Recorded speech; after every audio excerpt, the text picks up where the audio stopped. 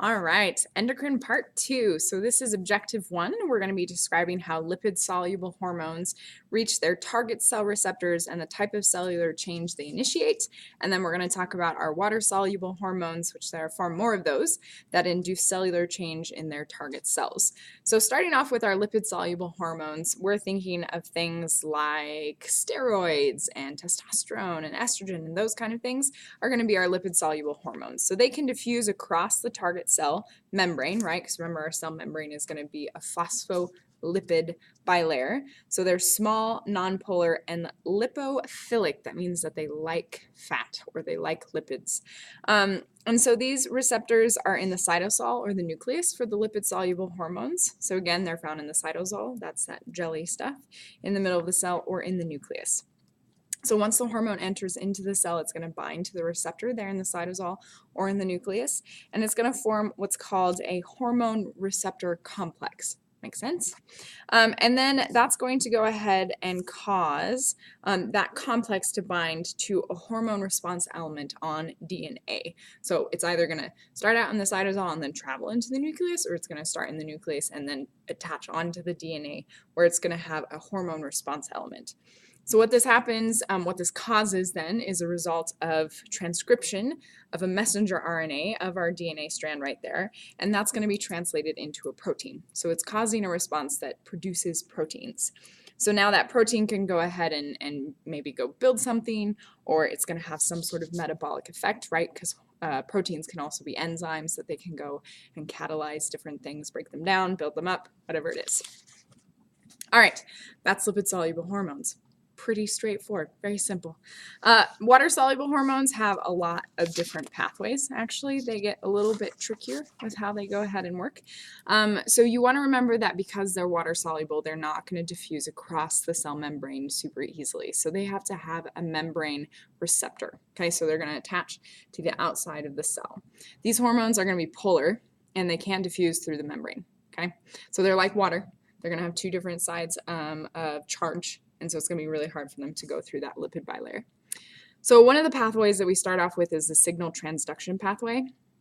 So the hormone is the first messenger. It's going to initiate events by binding to the receptor on the outside of the cell, in the cell membrane. So when it binds, it's going to activate what's called a G protein, which is an internal membrane protein that binds to a guanine nucleotide, right? So remember, we have adenine, guanine, thymine, cytosine. So it's going to attach to a guanine nucleotide, which this activates GTP to change into GDP. So G protein activation causes activation of a membrane enzyme such as adenylate cyclase or phospholipase C. These activated enzymes catalyze the formation of a second messenger.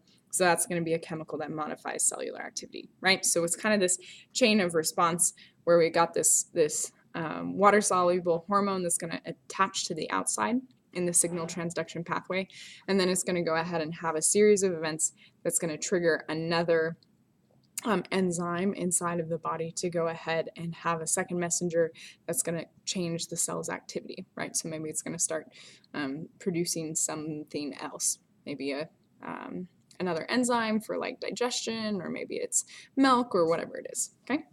So the big thing here that you want to note with the signal transduction pathway is that it activates G proteins that go ahead and cause a change in cellular activity.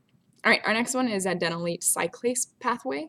After the hormone, for example, like glucagon from the liver, binds to its receptor, the G protein is activated again, okay? This activated G protein is going to go ahead and activate, again, adenylate cyclase, right? We've seen this before. Adenylate cyclase generates what's called CAMP or CAMP. CAMP activates the protein kinase A, and protein kinase A is important in that it phosphorylates. It's going to add a phosphate onto a molecule.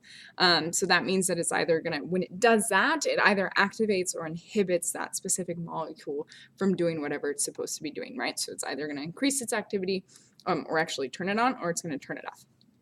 So our next one is phospholipase C pathway. So that hormone, for example, epinephrine, binds to its receptor on the outside of the cell membrane. G protein is activated. Notice a trend.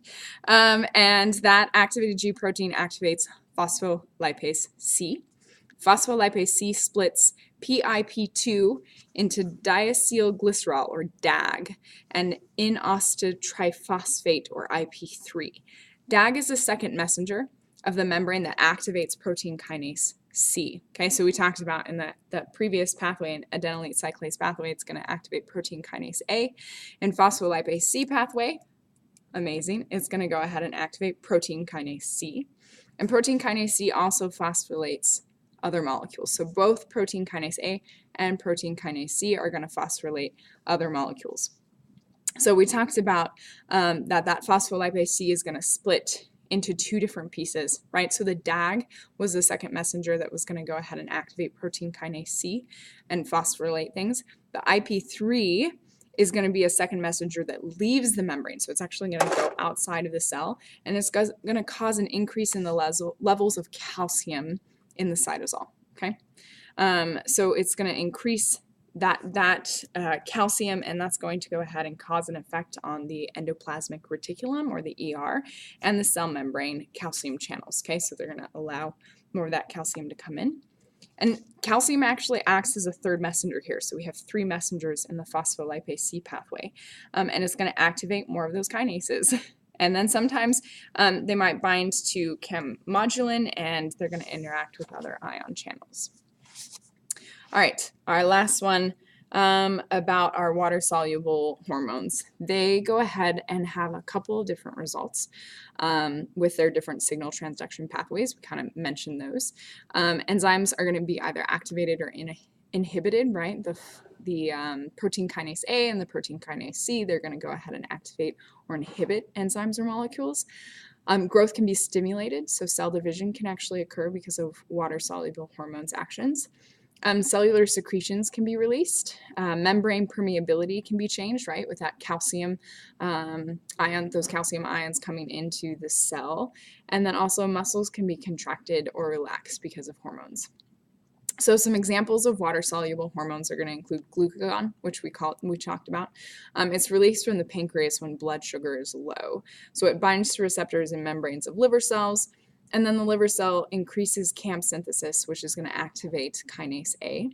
And kinase A, again, phosphorylates things, which means it's going to either turn them on or inhibit them. And this is actually going to go ahead and, in the case of glucagon, it's going to lead to a release of glucose from the cell. So, right, so we have low blood sugar, and then glucagon is going to be released from the pancreas, and that's going to be a hormone that actually increases our blood sugar level. Another one is oxytocin. This one's released from the posterior pituitary during labor and delivery. So it binds to receptors of our smooth muscle cells in the uterus of women. And then the muscle cell increases its production of IP3. If you remember, we talked about that in the phospholipase C pathway. And it's going to bind, it's going to go ahead and actually help increase the calcium levels inside the cell, just as we talked about before. And so that is going to cause those uterine muscle contractions to strengthen to help expel the baby. All right, so some intracellular enzyme cascade and response amplification. So again, we kind of saw with those water-soluble hormones, they have a pathway that they kind of go down, right? So the signaling pathway has some advantages within that. The signal is amplified at each enzymatic step. So as we go from first messenger to second messenger to third messenger, you can have an increase in an amplification of the response. So just a few hormone molecules can change a lot of molecules inside the cell. And there are many places to regulate pathway activities, right? So I could stop the whole pathway at hormone 1, the first messenger, or I could stop it at the second messenger. Right? So signaling pathways are going to control a couple different things. Cells possess the mechanism to quickly inactivate the intermediate, so they can break down that second messenger, just like we kind of talked about. All right, so quick check of your understanding. Where are target cell receptors for lipophilic hormones located? Remember that those lipid-soluble hormones are going to be in the cytosol or the nucleus. What is protein kinase A, and what role does it have in a signal pathway, right? We said that was a phosphorylator, so it goes ahead and it's going to inhibit or it's going to activate cells. Or excuse me, not cells, but other molecules, right? And then where does DAG come from and what function does it serve? So it's coming from PIP2, and DAG is the second messenger of the membrane that's going to activate protein kinase C, which again is going to phosphorylate other molecules. All right, guys, that's it for this objective. Good luck.